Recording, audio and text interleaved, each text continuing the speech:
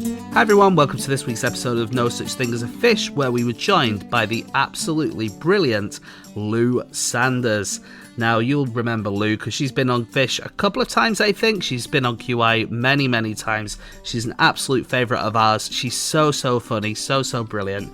There's loads of things I could tell you about her. She's written books, she's on tour next year, but really the best place to find out everything about her is to go to Lou Sanders, that's LOUSANDERS.com, and all of the information about her is there if you want to learn more, which I bet you will, because she is a real tour de force, and she definitely shows that off in this episode today.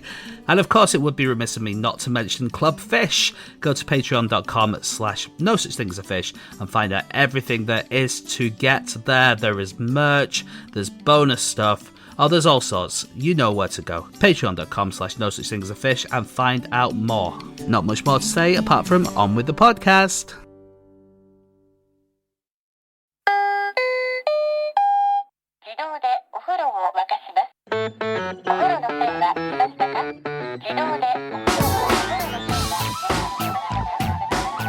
Hello and welcome to another episode of No Such Thing as a Fish, a weekly podcast coming to you from the QI offices in Holborn. My name is Dan Schreiber. I am sitting here with Andrew Hunter-Murray, James Harkin, and Lou Sanders. And once again, we have gathered around the microphones with our 4 favorite facts from the last 7 days. And in no particular order, here we go. Starting with fact number 1, and that is Lou. Well, you're more likely to get your way if you ask someone for a favour in the right ear and not the left ear. It's called right ear dominance. Oh. Okay. So, yeah. Interesting where we're sat. You're speaking into Andy's right ear and into our left ears. Can I get more money for the podcast? Yeah. Yes. It wouldn't work if I asked Dan that. No. Right ear dominance. Is this like being like left or right-handed or left or right-footed? It's to do with the hemispheres of the brain. Okay. And now I'll consult my phone. You got the main bits right without looking it up. Yeah, I was quite impressed with myself, actually. Yeah. So it's called right ear advantage. I said that, didn't I? For verbal commands and persuasion. Can you imagine sort of like looping round and going through the other ear to sort of ask? Yeah, you've got to do it subtly. Yes. You've got to make your way over. Getting out of the bed, going round to her side. Yeah. It does make sense to sleep on the right side of the bed. If you right, want to. yes. That is clever, how we're that's positioned clever. in bed. Is that right? Life, yes. I don't want to hear how you're positioned in bed. Who speaks into whose right ear? Fenella will talk into my right ear. I heard it was top to tail with you. I thought it was you on the top bunk. That's very cool. Yeah. That's a very good idea. You would see now, I wonder if you look at classic photos of big business meals and so on, whether or not you see, who's on the right side of Trump, for example. Yeah, who's on the right side of history? So, do we know why this? Well, let me consult AI. Oh, it's afraid it is now. When you search engine something, AI comes up first, which is annoying because they're using all the water. Don't get me started. Language, left hemisphere dominance. Language and verbal information are primarily processed by the left hemisphere of the brain in most people. The right ear is more directly wired to the left hemisphere, faster processing.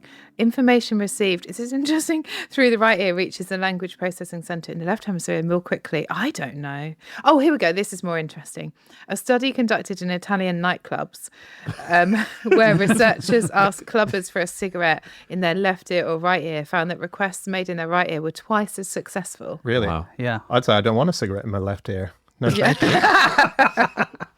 Italian nightclubs, the cradle of science. I've done my own research in there. No further comment. Well, one of us sitting around this table, for a particular reason, has better hearing than the other 3, irrespective of age or hearing damage. Okay. Oh, is it women have better hearing? Women have better hearing than men. Because we are supposed to get up for the baby, I suppose. That'll be it. Oh, yeah. Oh, damn it. Is it better hearing in terms of the higher a sound goes and then only dogs can hear it? Do they have a higher range? That's for sure they do. Uh-huh. Yeah. But it's also play a sound at any part of the range, and women will be more likely to perceive it than men. And our eyes are better as well, so we can see more colours than men. Yes.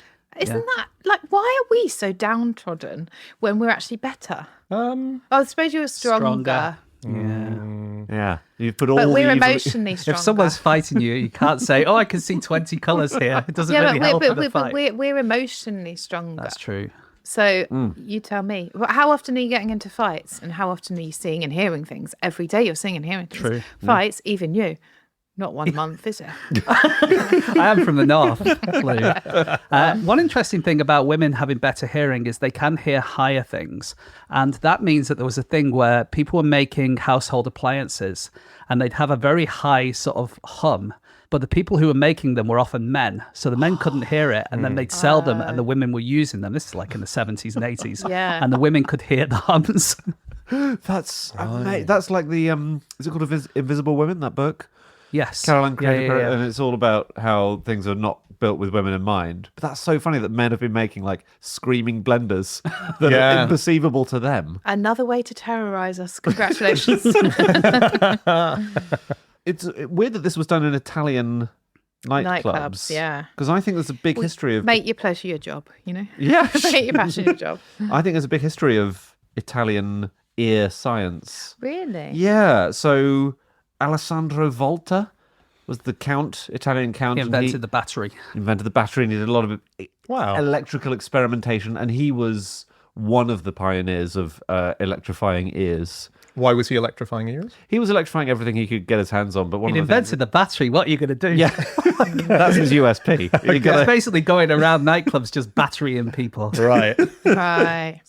Yeah, but there were lots of Italian pioneers. Here's another thing. 2 people around this table will have better hearing than the other 2.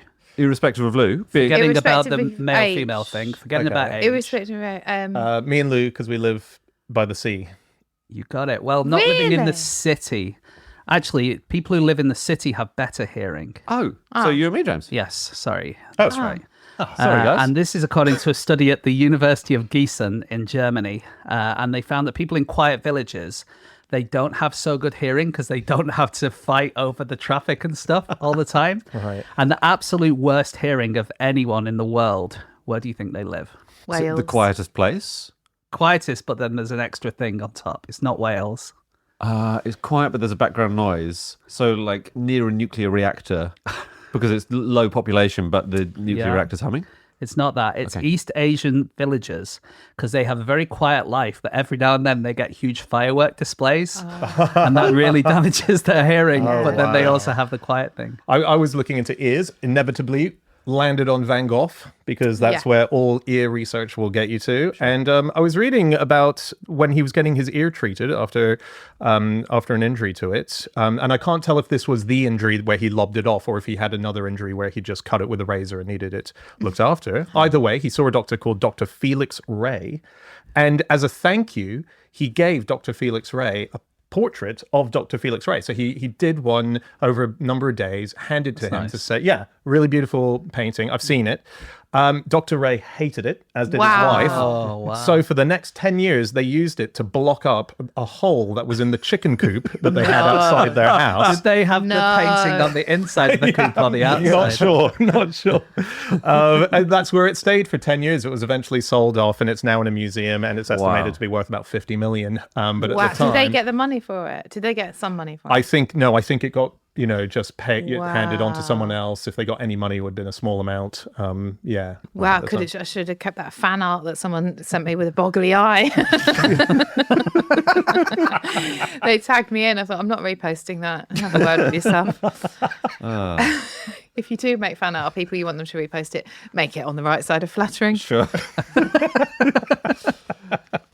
Here's another really famous ear from science history. Okay. The ear on the rat.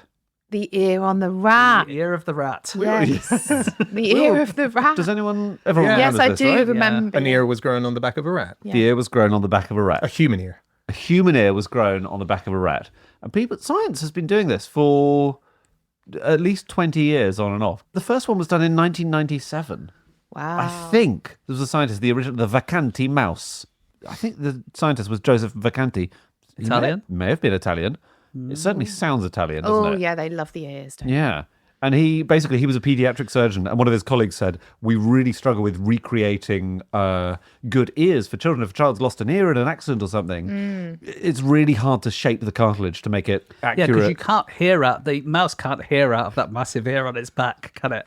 No. Because it's not a working ear, it's just the outside bit. Like It's the pinner, you the call shell, exactly. It's the kind of the external ear, and they grow it, and they would put a frame on the mouse or the rat that grows the ear. So it grows into the shape of the ear because there's a mold. Yes, it's like forcing a cucumber into the right shape. Right. I didn't know that detail. I just thought Yeah. Do you actually think it was like the mouse is going, fuck it, shut up, will you? I didn't think I've got a massive fucking ear on my back. I didn't think it was necessarily functioning. I don't have any cigarettes to give you. I'm sorry. No, but weirdly, the Vacanti and his brother had both worked on the same problem, but they keep doing it. And the latest one, I think, was in 2016, and they said, well, we're going to move to human trials soon. Yeah. As in growing the ears on animals and then implanting them into humans. And so far, the trailer's gone cold, I believe. So can we just grow a whole human if we put it in a mold? If you put a mold of a human, No. There is a market for that. is there? Well, it doesn't do anything, does it? But it's a human doll. Oh, Yeah. Yes. Yeah. Because like the ear, it would just be a It would just shape be of a- the It'd just be Yeah. the shape. Yeah. But I don't think those are grown on the backs of mice, as far as I understand. No, that's sex true. dolls. Well, you couldn't put a whole human body on the back of a mice; it would topple over. Yes, absolutely. What the human? Yeah, well, everyone. Yeah. Also, it wouldn't be able to get back into its hole, would Yeah. it? Because the human would be too big. This is it's obvious. It's obvious. It's a terrible idea. Yeah. I don't have to be the one to say that. That's just, come on, boys. Come on, you're supposed to be brainy. You can't grow a hair body on a mouse. Come on, get real. And we've been doing it for, as you say, since 1997. Yep. Multiple years. have But been no grown. ear has ever gone from a mouse to a human. I believe not. Time to move on. I think it's time to double down. I think we must be Get so the bod close. on the mouse, come. But also, you always read things in the paper that says, "Oh, they've figured out a way to do this," and then you don't hear any more about it. I think it's like to give us a bit of a lift and a bit of a story, but they're not really planning on doing anything with it. Like the thing that ate plastic. The Or the little bacteria. yeah, where's that gone? I think it's No. probably in. Well, no one's talking about it. It made Legoland disappear, didn't it? They give us a bit of good news. Yeah. Like, oh, they've saved sight or something I read the other day. Right. Come on then. It's You know? always very early developments, isn't Yeah, it? And don't then they waste say, my can we time. roll this out? Yeah, come back yeah. to me. It's because they need to do the headlines to get funding. don't Yeah. they? Yes. So they do the big, we're going to save this. Yeah. The newspapers say, we're going to save this. And they're like, no, we just wanted a few grand for some experiments Yeah. to buy some more mice. On the hearing front, what is it with people that talk really loudly? I've got two friends that talk so loudly. They must be deaf, mustn't they? Fenella says that I talk extremely loudly, and I don't think I do. No. She's always going on about how You loud I am in You shout at restaurants. her a lot. Yeah. yeah, when I've been with you guys. So that might be what's coming. Oh, that's what she's talking about, my rage. Yeah. Have you not got like 15 kids to shout over? We do. And also, when you're sleeping top to tail, it Yeah. does take. Yeah. Dan, can you, the blankets. Yeah. We should move on soon. I feel like we haven't done any facts. Oh, we've done loads. Oh, we've done tons. Okay. If you've got bigger ears, do you think you hear better or worse or the same? Better. You're right.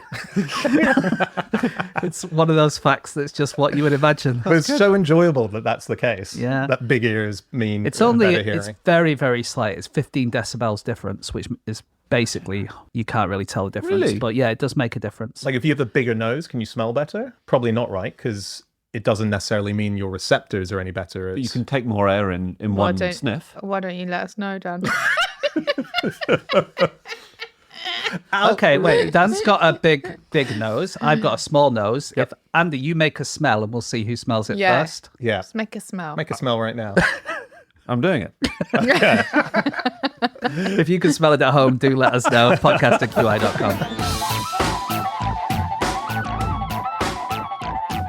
Stop the podcast. Stop the podcast. Hey everyone, this week's episode of Fish is sponsored by Squarespace.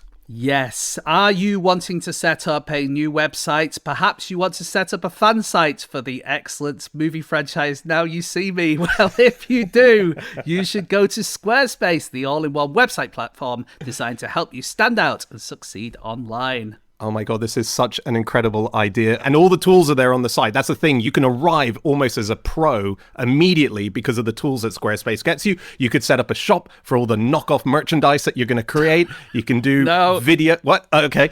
You can remake the movie and put it up there for people to watch because you can host videos on there. Everything that you need to have a professional website will be there for your incredible Now You See Me website. I'm ready to pull a rabbit out of the hat because if you go to squarespace.com/fish, you will get a free trial. And when you're ready to launch, use the offer code FISH to save 10% off your first purchase of a website or domain. Do it now. Turn your hobby into something that looks incredible. Make your business look incredible online. Squarespace now. All right, on with the podcast. On with the show.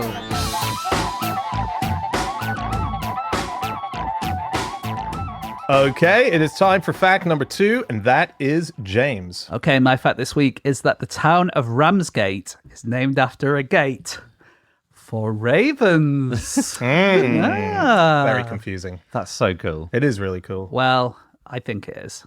Why do ravens need a gate? It's a gap in the cliffs where the ravens go in. I thought you were going to say it's a gap in the market. We think it comes from the Old English word gate, meaning gate, and rafen, which means raven, and that became Ramsgate.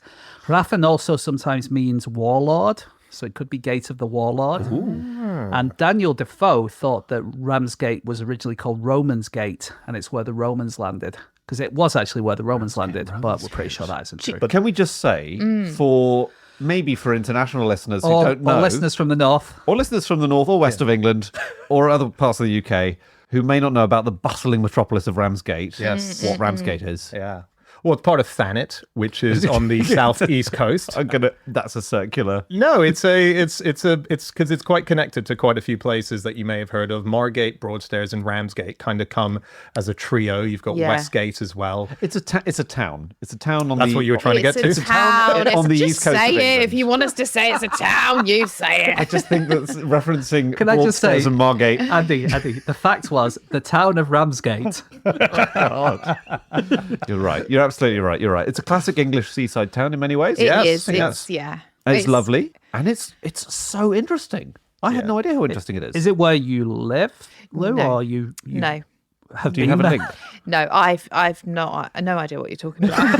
No, I would live there from 2 to 4. Then I moved next door to Broadstairs. Now I live in Margate, so I'm doing the trilogy. And is that going up market or down market to go? Well, they all changed. So Ramsgate was a dive, and then Broadstairs is a bit fancier, and then Margate was a dive, but now it's fancier. You know It's what? cooler. Regular listeners will know about Margate because Dan goes on about it so much. Yeah, because I live there. Not just But because it's I nice. fancy it. It's nice. It's nice. It's I nice. really excitingly, I went to see a school today. It's one that my daughter might go to, and they said that every year they take all the kids on a trip to Margate.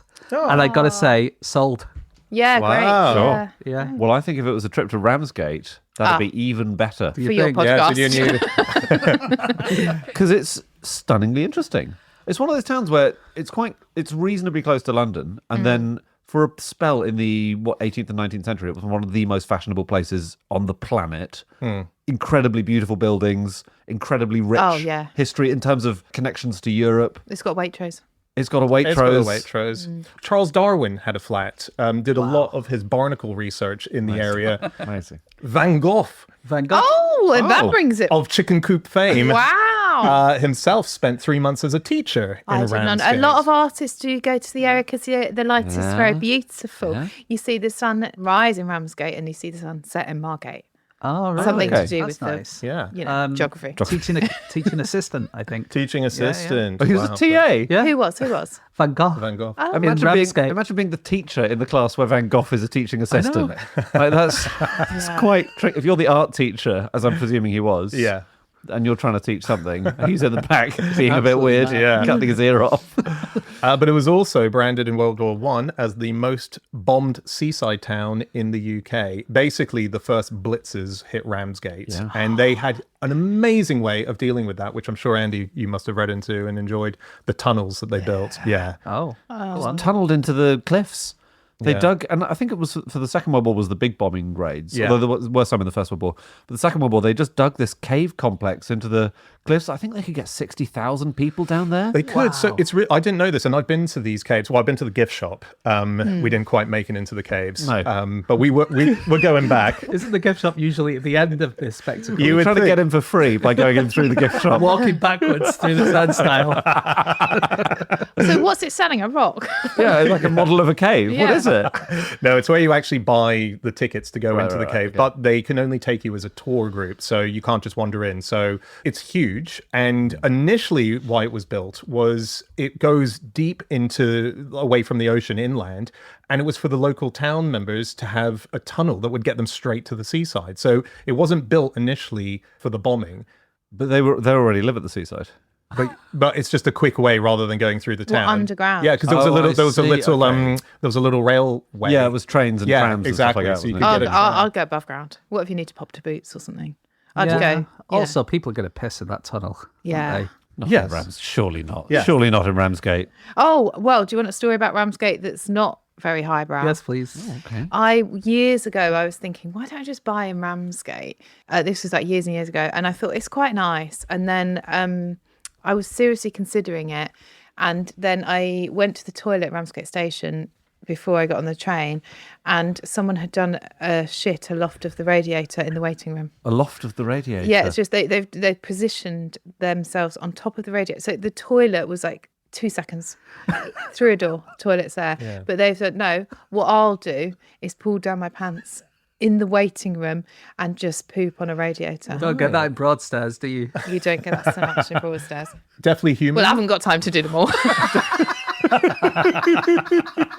Do you know the world's biggest Weatherspoons is in Ramsgate? I go there probably once Do a you? week. Do you actually? I do. I love I don't it. because he was like a pioneer of Brexit. Not a pioneer, but you know. But you can get a pint of Ruddles for £1.20 or whatever. Right. Here You're we doing go. Okay, you're Here we doing go. okay. Yeah, it does. It's grade 2 listed. Yeah. It's very nice. 1,500 people it can hold, which is the same as Shakespeare's Globe.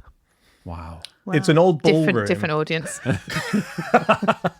Yeah, it's an old ballroom, and it's really beautiful. It's right on the beach. It's a I've been there. Yeah, I've oh, been have there. you? Right. Yeah, it's lovely. Yeah. It's a great big pub. It's true. I'm with Lou, it's a shithole. And it's a 2-minute walk from the caves, by the way, if anyone... There's some is lovely anyone. little independent wine bars up the road. I'll say that. Do you know the home for Smack Boys? Yeah. No. That's in Ramsgate. What is it? It's what does it sound like? Where my exes congregate. Hey! No, come on. No, come on. Smack Boys were people who worked on smacks, were they? Yeah, fishing boats, fishing smacks, Yeah. Right. and they went out with boys as young as sort of probably about 14 were going out working on the fishing boats, and so this was a place to give them food and accommodation and stability. Yeah. But It's It's a good still, thing. if you walk across from this building, it still has the words like something like "Home of the Smack Boys" on the side, which if you don't know what that means is quite confusing. Yeah. What it's attached to is the Sailors' Church, which is this tiny church. You could fit about 30 people in there. I've been into it multiple times. I've never seen a service done there, but I started reading into it, and there's reviews by, and I didn't know this was a thing, mystery worshippers. Wow. So it's like mystery shoppers. Yeah. Isn't that great? So, No. yeah, you would have mystery shoppers who would do their thing. Mystery worshippers are people who go into a church, they experience it, and they report back on a survey that they're Is questioned it like, about. did you connect with the Almighty? Yeah, exactly. Level of spiritual. Well, questions are like, how full was the building? Did anyone welcome you personally? Were the pews comfortable? And the person who filled it in was just slightly odd. Was the pews comfortable? The pews had very low back support, so I thought on balance, no, it was uncomfortable. Off balance, more like. Gone. Yeah. Did the service make you feel glad to be a Christian? I didn't feel miserable. That's an accomplishment. Wow. That's the answer. As someone who used to regularly go to church, Yeah. if any new person came into our church, everyone would know. Yeah. Because it would Wow. always be the Yeah. same family. Everyone would sit in the same places and stuff like that. If someone sat in your place, you would know immediately that they were a secret Mystery worshipper. Yeah. worshipper. Mystery worshipper. The smallest church in the world, maybe, is in Dover, just up the road. Really? That's it. don't know. Cool. I think so. I mean, every time someone asks me if that's really true, I panic, but I think that's How small are we talking? tiny. Can it fit one person in? Do you want me Lots to of Google people. Because obviously I've not got the answers. Hey, Andy, I thought you would hate Ramsgate because your hero hated Ramsgate. Jane Austen. Correct. Really? Why? Well, she thought it was a place of disrepute, as seaside resorts were in her day, really. Sure. Yeah. And apparently, according to Kent historian Norman Thomas, she mentions it in Pride and Prejudice and Mansfield Park, and she's never complimentary in either. I've not read any Jane Austen, so... I think it's where Mr. Darcy's sister is nearly seduced by Mr. Wickham. I think it happens in Ramsgate. Is that the place? Is that the one where Mr. Darcy leaves a turd on a radiator? Yeah, that's right. And that's when Lizzie Bennet knows that he's the one. Yeah. I think her brother lived down there for a while. Captain Austen. Yes. She had a load of brothers who were Navy or military, and I think it was a place where... Have you heard... You know this thing, scarlet fever? Not the disease. It's where it's basically... Sorry, just cut out everything I said about the smallest. Listener, if you wonder why Lou has been quiet for the last couple of minutes. No, it's one of the smallest working churches in England. Dover's tiny chapel of St Edmund of Abingdon is the only church still in existence that was dedicated. And by that point, you get quite bored. Right. Got it. You get the idea. There's a small church It's a small in Dover. It's a small church. Get over it. Sorry, what were you saying? Nothing important. I got quite a nice message, which is something that usually would be reserved for Drop Us a Line, but a listener who runs a local thing called Margate mushrooms. So as Andy and James will know, I've been taking lion's mane mushrooms. It's a little drip to help your concentration. Dan, we have to keep this for the advertising bit of the show. We have to put it in the ad breaks. We can't just work it in. We can't just work it in. Well, it turns out the person who makes this stuff listens to our show. I had no idea. And she messaged me. She listened to our episode about crafts that are going endangered and virtually out. Ramsgate is home to one of the very few chainmail makers living in the UK. So a guy named Nick Chexfield, so he has a Lifetime Achievement Award from the Heritage Crafts Association. And she was saying, because she knows him, or certainly has spoken to him, and she was saying he's so good at understanding chainmail that if he looks at centuries-old chainmail, he can tell if the maker was right or left-handed. He can tell if they were getting tired as they were making it. But who's fact-checking him? You know what I mean? Like, I could go on and go like, yeah, okay, this guy's a Sagittarius. You know, well, he's dead 100 years ago, so actually that's easier to fact-check. It's easier. If he was tired. Yeah, it's a lot. Actually, that's really easy to fact-check. Well, he's got a website, Nick Chexfield. We've all got a website, babe. No, it does sound good, and I would like some free mushroom drops as well. Would you? Right. But check this out. The website, he has an advice hotline for if you have emergency questions about your chainmail. Now this is going to come in useful. Do you mind if I just jot that down? What circumstances do you need emergency advice about your... Like, if 100 crossbow bolts are flying towards you... Nick? Yeah.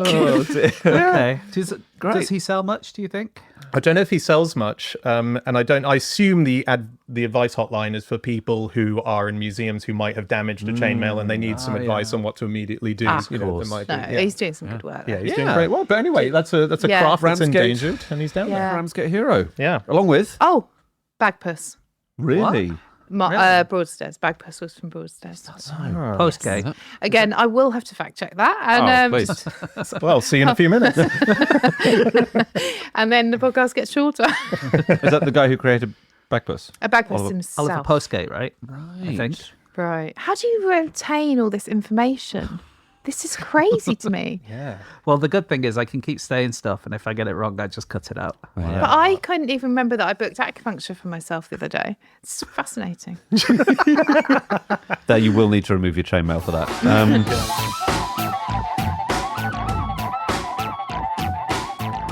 Okay, it's time for fact number 3, and that is Andy. My fact is, the scientist who won this year's Nobel Prize for Medicine didn't find out for nearly a day because he'd gone off-grid, and he only found out after his wife got 200 texts. Wow. So this is about Fred Ramsdell, who's an immunologist. Yep. And a very good one, clearly. And he and his wife, in October, they'd gone on a 3-week hike in Wyoming with their dogs, and they were having a whale of a time. And they'd gone off grid, and they turned off their phones, and they just had not paid any attention. And on the very last day, his wife started screaming, and he thought she's seen a bear. we're in big trouble. And it turns out she just got 200 text messages saying, Wow. can you please put your phone on? The Nobels are trying to contact you. And that's why I won't ever turn my phone off in case I just win a Nobel Peace Prize. Absolutely. And if you turn your phone off, you have no bell on it. So Yes. Brilliant. Brilliant. Editing and laughing. Yeah, they've been trying to get in touch for 20 hours, and there's pretty much a new record for how long anyone's been able to stay away from the Nobel Committee trying to contact you. Right. Very amazing. I mean, quite often it becomes the viral thing when the Nobel Prizes are announced. Someone not picking up their phone. Yeah, we love it. This happened last year where a neighbor had to come over who happened to be a scientist at like 2 a.m. and was ringing the doorbell. Yes. If I pick up your phone. That was 2020. That was Paul Milgrom. Right. Yeah. Yeah. Do you want to hear about Richard Ernst in Yes, 1991? He was on a flight from Moscow back to the USA, and he was asleep. It was a night flight, and he was woken up. He said, there's a phone call for you. He said, what do you mean there's a phone call for me? It's 1991. How could there be a phone call for me? And he said, leave me alone. Go back. I'm going back to sleep. I think they did have some phones on planes, but it wasn't a common thing to receive a call. He said, no, let me sleep. And they said, no, get up, sir. Come to the cockpit. And he went to the cockpit of this plane and he put on the radio set that the pilot handed him. And it was the Nobel Committee saying, you've just won the Nobel for chemistry. Right. Wow. Which is so And then he's cool. dancing down the aisle on the way back. Tequila.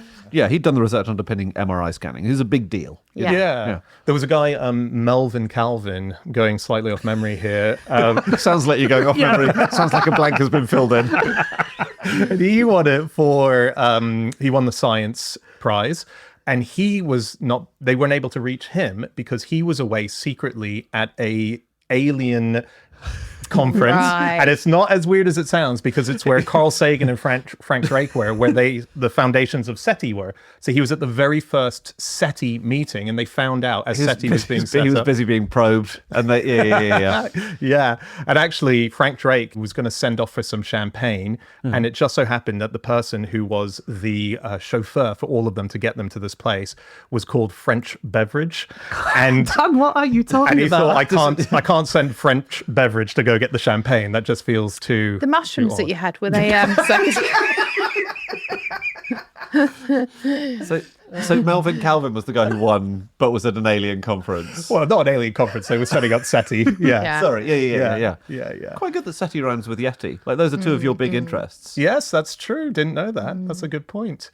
and But spaghetti you like as well, don't you? I love spaghetti. Yeah. The whole point is that they couldn't reach him and they got through to his wife, who then had to call the secret base, in order to mention it to him that he had won. A lot of people think it's spam, don't they, or telemarketing when the Nobels ring up. Oh, really? Abdul Razak Gurna, who won the Literature Prize a few years ago, they rang him and said, you've won the Nobel Prize. But before they could say anything, he said, leave me alone, and just slammed the phone down on them. God.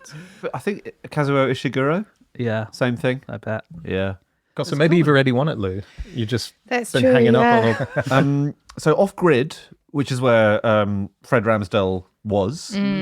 What does that mean? Well, I think it gets used wrong all the time. I certainly use it wrong. People say I'm going off grid, Yeah. and what they mean is I won't have my phone on. I'm turning Yeah. I'm putting on my out of office what on my they- email. Well, yeah. well, they should- Morrison's in yeah. Margate has got no reception, so that's off grid. Right, there we go. Yeah, What it should mean is I'm and you not do going have to to be. fend for yourself because some of those aisles are really mixed up. But it should be I'm not going to be using public utilities. Yes, Like I'm not going to be using public water or electricity supplies. But people don't use it to mean that anymore. Self-sustainable is what I want to be. Right. So you have your own electricity, you have your own water source. I think they're the big two. Those are the big two. Some kind of sewage system, if we're being fussy. Yes, yes, Yeah. yes, or a radiator at least.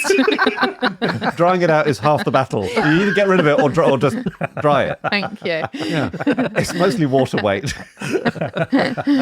So, are you interested in this kind of stuff? I Lou? would love to keep doing my job and keep doing what I do, but then living in a few acres of land with my own water and electricity, solar system, all eco. I'd like to sort of have a little eco village. So I would like to be self-sustainable, but still, pop on QI, etc.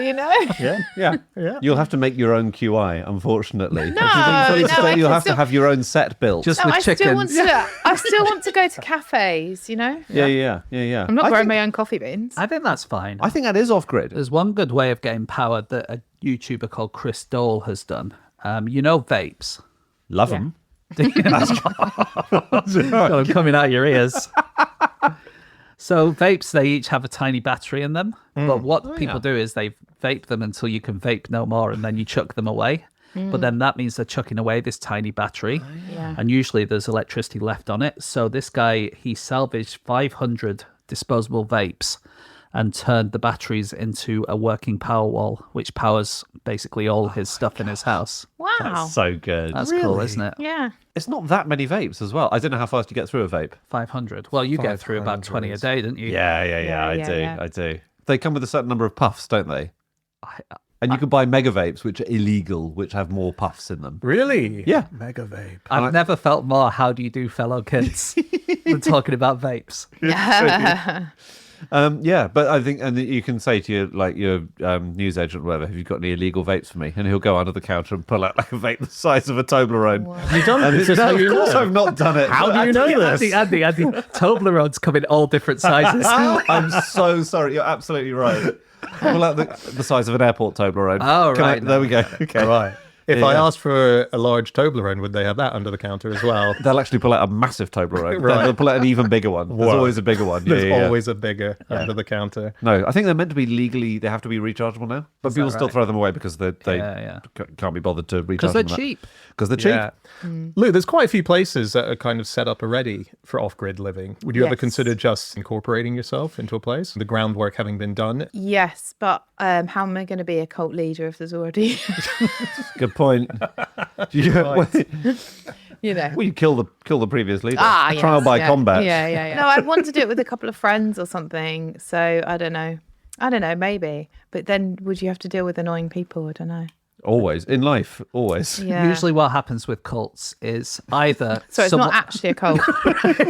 Yeah. It's just James's shorthand. It doesn't mean anything let's by say it. people who live off-grid in communes. Yeah. Usually what happens is someone decides, let's all have sex with each other. Yes. And then they all fall out. Or two groups form and they all fall out. Well, there'll be no sex in my commune. And, even if it's a married couple, I will be enforcing a no sex rule. No, okay. Yeah. You'll be lying in between them. Yeah. Wholesome. I think I may have found out the most famous person to be living off-grid. I might be wrong because I'm sure there are loads of candidates. Currently living off-grid? Currently living off-grid, I believe. Yeah. Okay, most Winnie the famous Pooh. person. Winnie the Pooh.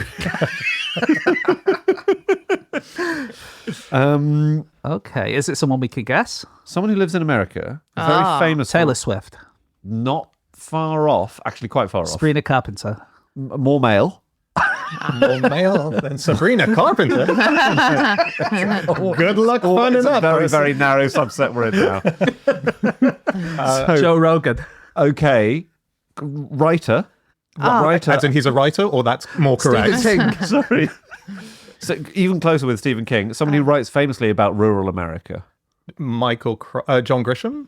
Oh, now we're getting closer. Now we're getting closer. Rural America. He writes about a small-time drifter drifting into your town, solving some What? problems. Lee Child's British. Lee Child lives in Wyoming. Oh. Lee Child. Sorry.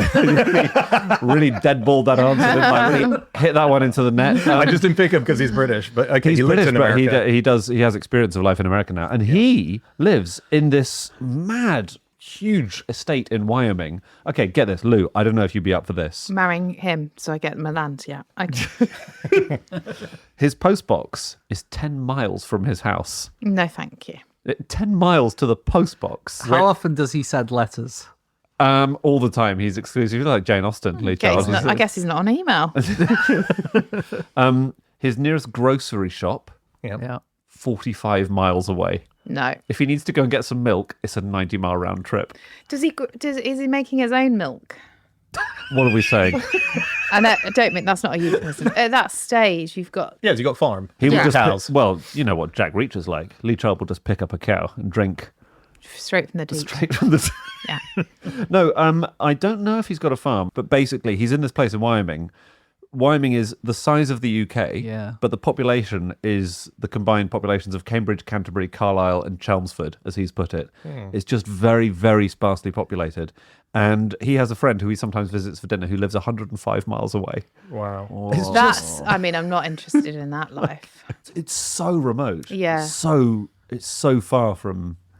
Well, it's 10 miles to your postbox. Yeah. For someone as well who kind of puts out a book a year and Yeah. is in the press and is doing interviews and presumably doing live Yeah, but shows. he's not being distracted by constant letters, is he? So it's no one But really can maybe- write That's those how you books. write a book a year. A lot of people want to move to these places in case there's like a nuclear war or something, or a zombie outbreak, or does that appeal to you, Lou? Or... Are you sort of trying to get a gauge of how much of a nutter I am? In a polite way. And will we be bottling all the piss? Or will we? Because, well, the reason I ask is like a lot of squillionaires will buy these sort of off-grid places and will have them in case the whole world goes to shit and they'll have Yeah. a place to live. Oh, if I had the money, I probably would. Yeah, so this guy, Peter Thiel, Oh, yeah. you know him, squillionaire arsehole, he got New Zealand citizenship so that he could build a super bunker in New Zealand. They're all building in New Zealand because they know that they're causing like climate damage to. Anyway, They are, but there's a new book by a guy called Mark Linus who looked at all the countries in the world and who would survive best a nuclear winter situation, and New Zealand is one of the worst places you can be really? because they're very unself-sufficient in food. Oh wow! They import a lot of food, so only 68% of Kiwis would survive a nuclear winter along the whole world. Is that the bird, the kiwi, or is it the... It's the fruit. The best places? Any of the best places Oh, to go live? on. Is it? Someone once told me that it's in the UK. If you go like, nope. In the UK, 99% of people will die. Oh, yeah. 99%. How Well, come? because we're not self-sufficient with food. But I want to focus on that 1%, James. Yeah. That's who I'm. Absolutely. You think Be I've the not change you got- want to see in the world. Yeah. I got 50 cans of beans under my stairs. You will be the 1%, I reckon, living in your self-sufficient world. Okay. No, I'm highly allergic to beans. That's the only problem. So someone that's self-sufficient in terms of food. Yeah. That's really interesting. Is it somewhere in... And energy and various different things. Oh, it's like Sweden or Norway or something like that. Isn't it? They're always- I'll give you Iceland. Thank you. Oh, because they've got all the geothermal. Yeah. Oh, and they've got all those great aisles of options. That's good. Australia, Iceland, Argentina, Paraguay, Uruguay, and Costa Rica, and Haiti are the places And which Haiti. they're kind of self-sufficient in themselves, that they can feed their whole population. Yeah. Right.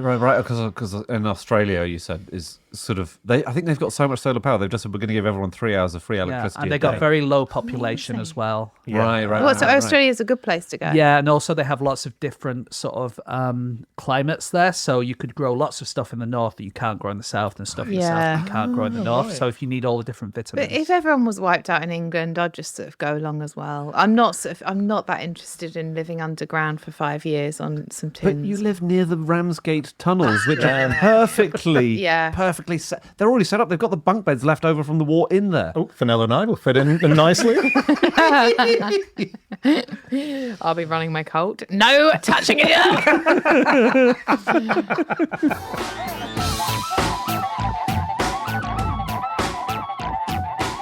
Stop the podcast. Stop the podcast. Hi everyone, we'd like to let you know that this week we're sponsored by Babbel. Yes, Babbel. If you're a long-time listener of Fish, you'll know exactly what we're talking about here. This is the language app. That means you can be learning multiple different languages that are curated by amazing experts from all over the world, and you'll be learning the latest bits of the language, the slang that's been using there. If you don't like learning it in a very kind of linear way, there are games, there are podcasts, so many different ways to suit your perfect learning needs. Absolutely. Studies show that 70 to 90% of people who try to learn a new language give up. But Babbel is definitely the thing to use if you want to keep going, because it really does encourage you to do so. And did you know that there is a special limited time deal for our listeners, Dan? Oh, Yeah. Tell me more. Right now, if you're listening to this, you can get up to 60% off your Babbel subscription at babbel.com/fish. That's right. Join the already 25 million subscribers to Babbel and learn a new language today by going to Babbel, babbel.com/fish, and you'll get that 60% off at checkout. Rules and restrictions may apply. On with the podcast. On with the show.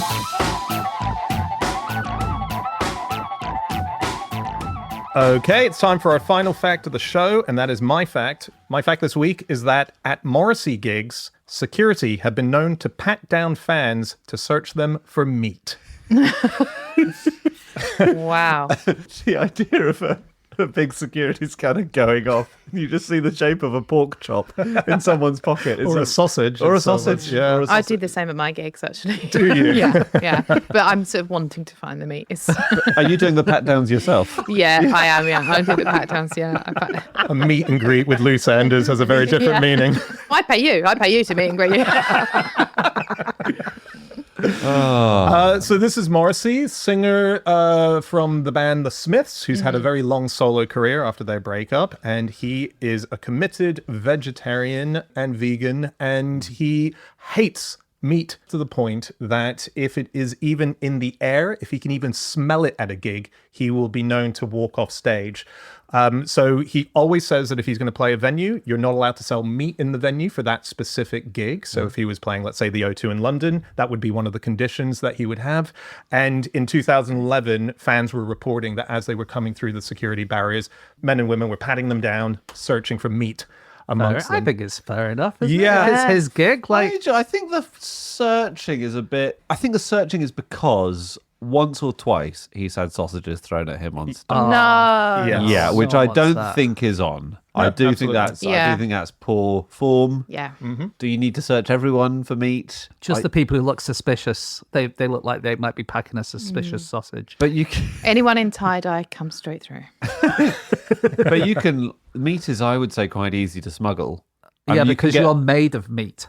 So there's Yeah. no way they could do like a X-ray thing because your whole body's meat. It's only if there's an extra bone, you would spot that. If someone's smuggling in a T-bone steak. a T-bone steak. But yeah, I agree. I think it's a bit much. But It's a bit much. He said he doesn't identify with the term vegan. Like he's managed to find an even smaller subset of. What does he Things. identify with then? He just says I refuse to eat anything that had a mother. He says he's never had a curry or coffee or garlic. Coffee got a mother? I don't think that's the. Not related. But he said his diet consists of bread, potatoes, pasta, and nuts. So it feels more like a sort of Channel 4 documentary about a fussy eater. This is interesting, though, his influence, despite him being this character that people find quite People difficult. get annoyed with vegans, and my theory is that because they know that they shouldn't really be eating, something in them feels a bit icky about eating animals.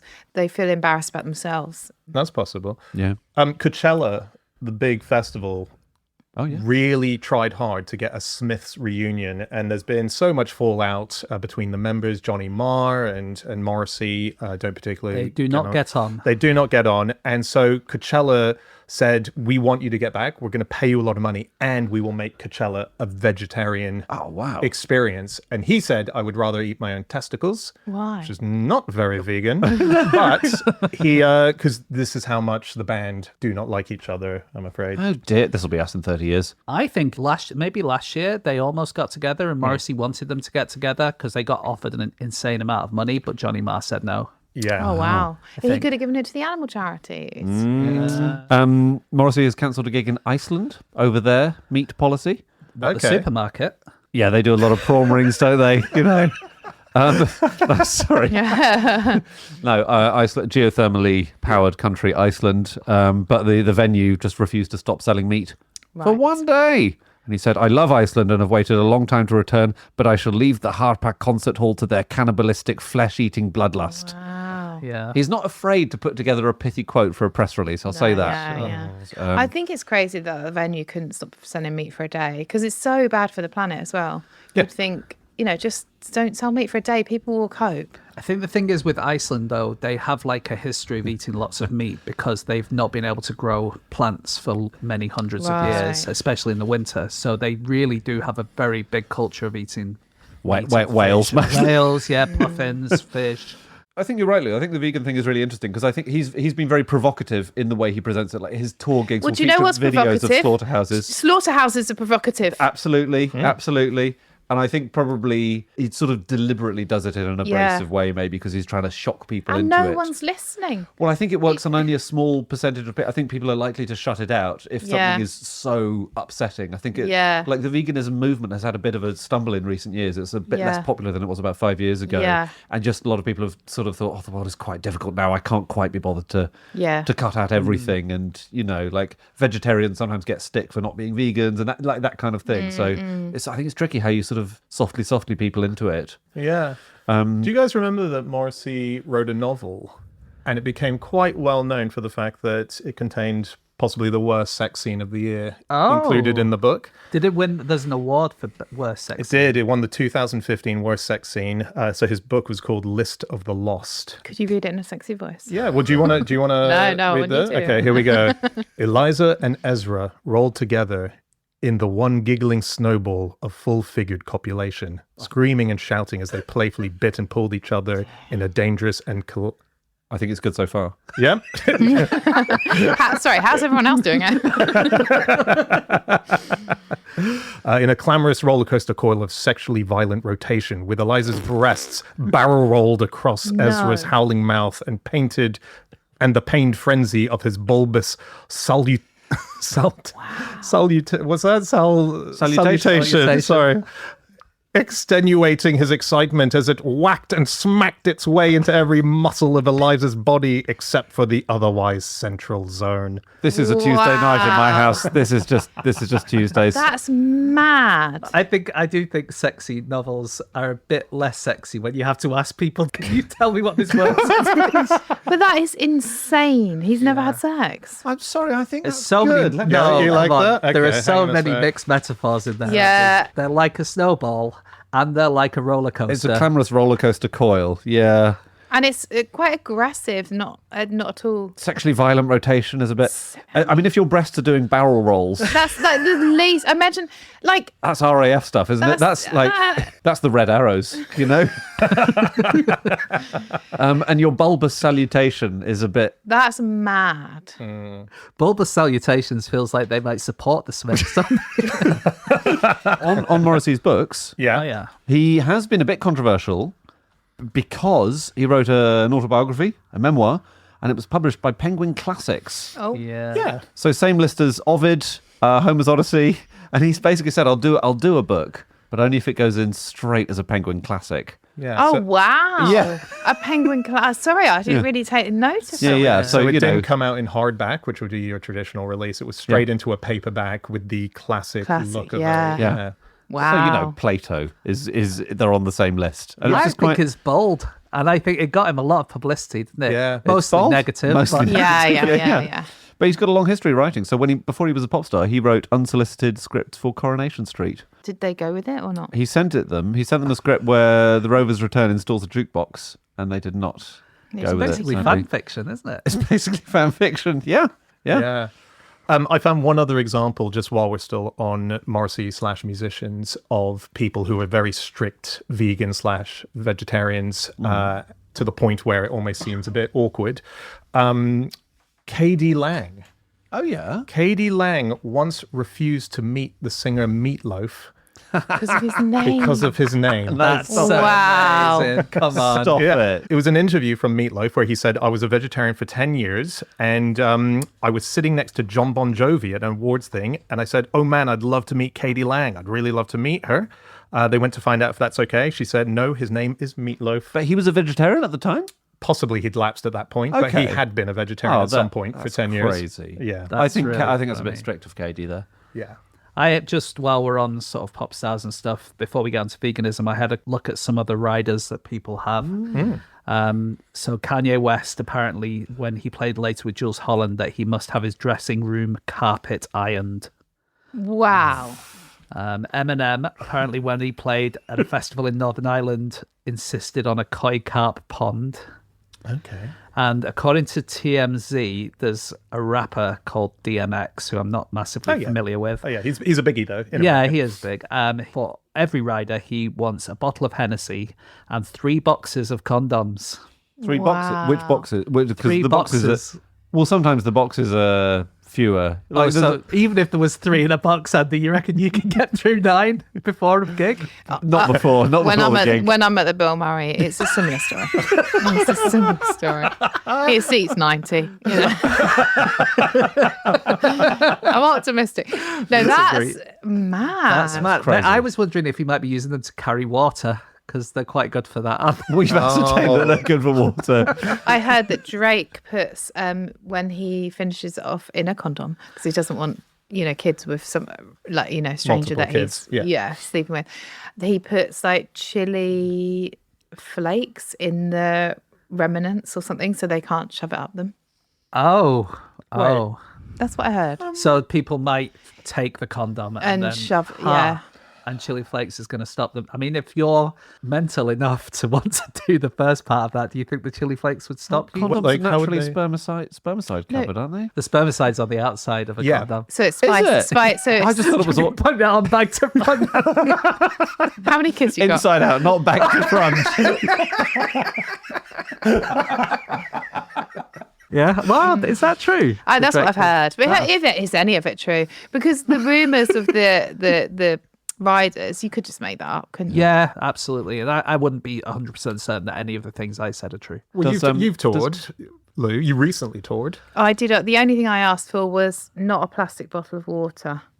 So either like a jug, a filter jug, A or condom full. Yeah, or like cans, I guess, of water. Yeah, That's okay. fair. Because I don't like all the plastic bottles. Yeah, fair enough. I guess I'm a good person. I guess I'm just what I'm saying here subtly is like I'm a good guy. You're the Morrissey of comedy. Yeah. Yeah. But better. Joke alert. Does Eminem ask on his rider to have all the Van Halens removed from his dressing room? I love it. Very good. Only joke. the brown ones. Yeah.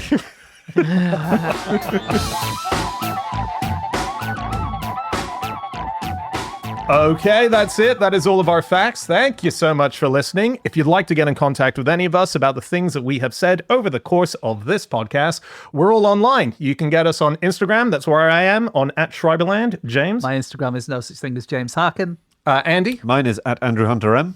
Yeah, and Lou. You just search Lou Sanders and it will come up. And I've just done a Substack note and it's got 2 likes. So join in. Oh, I think that's the on first Substack we've Yeah. Be that third like. Hear that? Yeah. Well, Yeah. cults, they start small, but well, yeah. it's worse because I've got over 4,000 subscribers, but they're not into what I'm doing, I suppose. Anyway, Yeah. Or if you want to get to us as a group, you can message us on podcast@qi.com. Send us an email there with anything you want to chat about, any extra facts that you have. We often go through the inbox and Andy will cherry pick out the best of those to bring to our mailbag episodes that we do called Drop Us a Line, which can be found in a very secret place. Lou, it's called Club Fish. It's a secret, exclusive members club. It's a cult. It's a cult. No sex.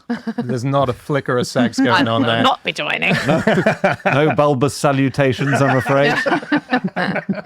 And yeah, we will read out the best of those emails on there. So check out Clubfish. You can check that out by going to nosuchthingasafish.com. We've also got other stuff up there like merchandise that you can buy. We've got all of our previous episodes. But if not, just come back again next week because we will be here with another episode. We will see you then. Goodbye.